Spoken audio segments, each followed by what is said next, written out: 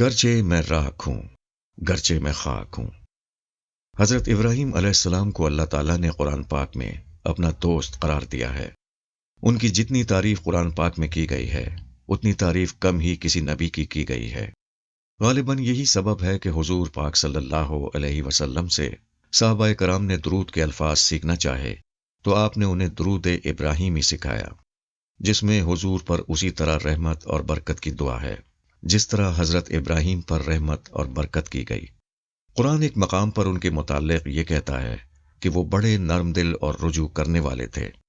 یہ وہ موقع تھا جب آپ نے حضرت لوط کی قوم کے بارے میں اللہ تعالیٰ سے معافی کی درخواست کی تھی۔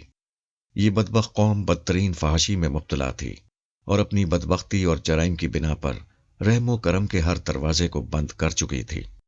فرشتے اس قوم کو سزا دینے سے پہلے حضرت ابراہیم کے پاس آئے اور انہیں حضرت اسحاق اور حضرت یعقوب کی خوشخبری دی۔ پھر قوم لوط پر عذاب کے فیصلے کا ذکر کیا۔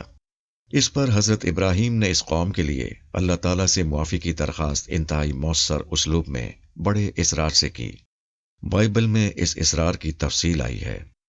بائبل کے مطابق اس موقع پر آپ نے عرض کیا کہ اے رب، اگر قوم میں 50 نیک لوگ ہیں تو ان کی وجہ سے قوم کو معاف کر دے۔ جواب ملتا ہے کہ اس قوم میں 50 نیکوکار بھی نہیں ہیں۔ پھر وہ کہتے ہیں کہ اگر 45 راست باز ہوں تو قوم کو معاف کر دے، مگر یہی جواب ملتا کہ 45 بھی نہیں۔ پھر وہ گنتی کم کرتے ہوئے 10 آدمیوں تک آ جاتے ہیں، مگر ہر دفعہ ایک ہی جواب ملتا ہے کہ اتنے لوگ بھی نہیں۔ اس گفتگو میں جو چیز سب سے زیادہ پر اثر ہے وہ سیدنا ابراہیم کا انداز گفتگو ہے جو وہ پروردگار عالم کی بارگاہ میں اختیار کرتے ہیں۔ ان کے الفاظ بائبل میں یوں نقل ہوئے ہیں: دیکھیے، میں نے خداوند سے بات کرنے کی جرت کی، اگرچہ میں راکھ اور خاک ہوں۔ حضرت ابراہیم کے یہ الفاظ بتاتے ہیں کہ اللہ تعالیٰ کی بارگاہ میں گفتگو کرنے کا ادب کیا ہوتا ہے۔ اللہ تعالیٰ اس کائنات کے خالق اور مالک ہیں۔ ان کی عظمت کا عالم یہ ہے کہ ان کی بادشاہی میں یہ ختم نہ ہونے والی کائنات ایک ذرے کی بھی حیثیت نہیں رکھتی۔ ان کی مرضی اور علم کے بغیر ایک پتا بھی نہیں گر سکتا۔ ان کی ہیبت سے بڑے بڑے فرشتے لرزتے اور کانپتے ہیں۔ وہ اگر اشارہ کر دیں تو ساری مخلوقات لمحہ بھر میں ختم ہو جائے۔ ان کا کرم نہ ہو تو انسانیت بغیر ہوا اور پانی کے ایڑیاں رگڑ رگڑ کر مر جائے۔ آسمان و زمین کی ہر شے ہر لمحے ان کی حمد، تسبیح اور تعریف کرتی اور ان کی عظمت کے ترانے پڑھتی رہتی ہے۔ آج ہر چند کہ اس نے اپنے جلال پر غیب کا پردہ ڈال رکھا ہے، مگر روز قیامت جب وہ یہ نقاب اتارے گا تو اس کے جلال کی تاب نہ لا کر یہ پہاڑ، سمندر، آسمان سب تباہ و برباد ہو جائیں گے۔ ایسی ہستی کے حضور گفتگو کا ادب وہی ہونا چاہیے جو حضرت ابراہیم نے اختیار کیا تھا۔ یہی سارے انبیاء کا طریقہ ہے۔ اسی کا اظہار حضور صلی اللہ علیہ وسلم کی ان دعاؤں سے ہوتا ہے جو مختلف کتب احادیث میں ملتی ہیں۔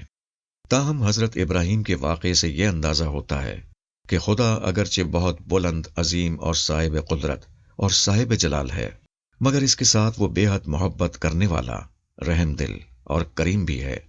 وہ جس طرح مجرموں کو سزا دینے میں سخت ہے، اسی طرح وہ اپنے محبت کرنے والوں اور فرما برداروں پر بے حد مہربان ہے۔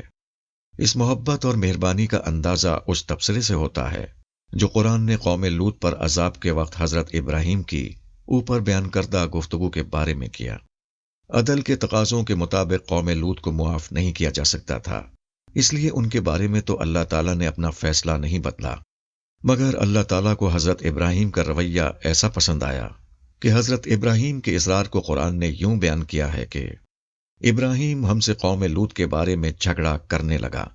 وہ بڑا نرم دل اور رجوع کرنے والا تھا۔ اللہ سے جھگڑا کرنے کے پیرائے بیان سے جو محبت ٹپکتی ہے اس کا اندازہ کوئی صاحب دل ہی کر سکتا ہے، مگر اللہ تعالیٰ کا یہ تبصرہ بتاتا ہے کہ جو شخص خود کو رب کے لیے مٹا دے، خدا اسے عظمت کی آخری بلندیوں تک اٹھا کر لے جاتا ہے۔ وہ خدا کے مقابلے میں خود کو راکھ کہے اور خدا اسے اس مقام پر پہنچا دے جہاں وہ خدا کا دوست اور اس سے جھگڑا کرنے والا بن جاتا ہے۔ وہ خود کو خاک کہے اور خدا اسے وہ رحمتیں اور برکتیں عطا کرے جن کی خواہش خود حضور پاک صلی اللہ علیہ وسلم بھی کرتے ہیں۔ ابو یحییٰ